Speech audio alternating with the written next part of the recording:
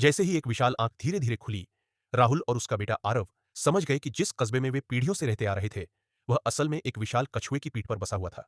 यह दृश्य देखकर दोनों सन्न रह गए। उन्हें एहसास हुआ कि वे अनजाने में उसी जीव को नुकसान पहुंचा रहे थे जिसने उन्हें सदियों तक जीवन दिया था। राहुल एक किसान था। वह रोज इलेक्ट्रिक फल उगाता था। इस दुनिया में हर चीज, गाड़ियां, रोशनी, मशीनें इन्हीं फलों से चलती थीं। लेकिन एक दिन ये फल अचानक सूखने लगे। जांच करने पर पता चला कि इनकी जड़ें बहुत गहराई में जाती है और पास ही एक रहस्यमयी गुफा भी है। सच जानने के लिए राहुल अपने दोस्त के साथ अंदर गया, लेकिन थोड़ी देर बाद उसे पता चला कि उसका बेटा आरव भी चुपके से पीछे आ गया है और साथ में उनका कुत्ता शेरू भी है। मजबूरी में राहुल उन्हें साथ लेकर आगे बढ़ा। अचानक लाल रंग के खतरनाक पक्षियों ने हमला कर दिया। उनका जहाज नीचे गिरने लगा। सब खत्म होता दिख रहा था, लेकिन वे एक रंग बिरंगी दुनिया में गिर पड़े। राहुल और शेरू नीचे गिर गए, लेकिन जमीन पर मौजूद नरम टेंटेकल्स ने उन्हें बचा लिया।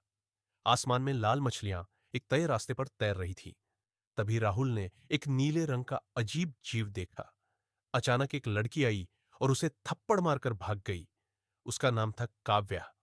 राहुल और शेरू उसके पीछे भागे, लेकिन काव्या ने एक विशाल कांटेदार जीव को बुला लिया जो उन्हें खाने दौड़ा। तभी एक आदमी आया जिसने फ्लेम थ्रोवर से उस जीव को भगा दिया। जब उसने टोपी उतारी, वह राहुल के पिता महेश थे। 25 साल पहले वे एक मिशन पर लापता हो गए थे। सबको लगा था वे मर चुके हैं, लेकिन असल में वे यहीं फंसे थे। राहुल ने उन्हें पुराना कंपास दिखाया। तभी उन्हें यकीन हुआ कि यह सपना नहीं है। फिर सब लोग आगे बढ़े। रास्ते में एक छोटा डायनासोर जैसा जीव उनके पीछे पीछे चलने लगा, जो पीले मशरूम गिराता था और जली हुई जमीन को फिर से जिंदा कर देता था। अचानक राहुल एक जीव के मुंह में गिर गया, लेकिन महेश ने उसे बचा लिया। दूसरी ओर आरव अपने पिता को ढूंढने अकेला निकल पड़ा। रास्ते में उसने कई अजीब नजारे देखे। एक जगह वह गिरने वाला था, लेकिन एक उड़ते जीव ने उसे बचा लिया। तभी काव्या फिर मिली और उसने राहुल का रुमाल दिखाया। अब आरव को भरोसा हो गया। वे गुब्बारा जंगल पहुंचे, जहां पेड़ सांस लेते हुए फूलते पिचकते थे। काव्या उसे एक कांटेदार पेड़ के पास छोड़ आई, लेकिन हमला असफल रहा। इसी दौरान आरव को इलेक्ट्रिक फल मिले। काव्या घायल हो गई और आरव ने उसकी मदद की। दोनों दोस्त बन गए। तभी बड़े बड़े कांटेदार जीव जाग गए, लेकिन राहुल और महेश समय पर पहुंच गए। सब एक मछली जैसी नदी में कूद गए, लेकिन दुश्मन पीछा करता रहा। आखिरकार दोस्त उन्हें बचा लेते हैं। अब उन्हें सच्चाई समझ आती है। वे जिस जमीन पर रहते हैं, वह एक विशाल कछुआ है। पेड़ उसके फेफड़े हैं, नदियां उसकी नसें और अम्लीय समुद्र उसका पेट। इलेक्ट्रिक फल उसकी जान ले रहे थे। अगर वह मरता तो सब खत्म हो जाता। राहुल सबको समझाने की कोशिश करता है, लेकिन कोई विश्वास नहीं करता। उन्हें कैद कर दिया जाता है। फिर काव्या और शेरू की मदद से वे भाग निकलते हैं। आखिरकार वे कछुए के दिल तक पहुंचते हैं। राहुल जड़ों को काटने लगता है ताकि इम्यून सिस्टम अंदर जा सके। उधर आरव और काव्या इम्यून सेल्स को इकट्ठा करते हैं, लेकिन बाहर से हमला बेकार था। तभी आरव तभी उसके पिता महेश वहां पहुंच गए और अपने साथ नए औजार लाए। में महेश रास्ते में ही रुक गए थे। उन्हें अचानक एहसास हुआ कि उनके साहसिक सपनों से कहीं ज्यादा जरूरी उनका परिवार है।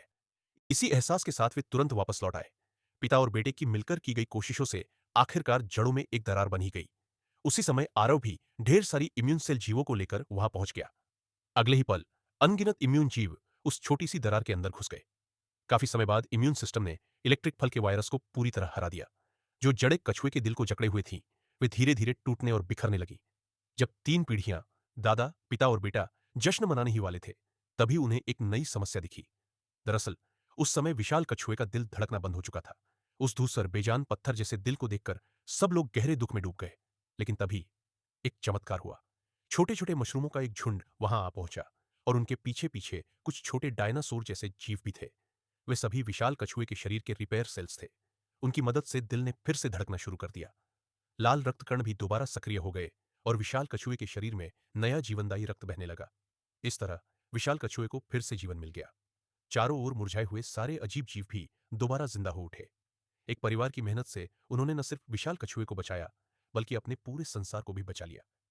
भले ही अब वे इलेक्ट्रिक फल उगाकर बिजली का इस्तेमाल नहीं कर सकते थे, लेकिन उन्हें इसका कोई अफसोस नहीं था, क्योंकि जब तक परिवार साथ है, खुश है, एक दूसरे के साथ है, यही उनके लिए सबसे बड़ी खुशी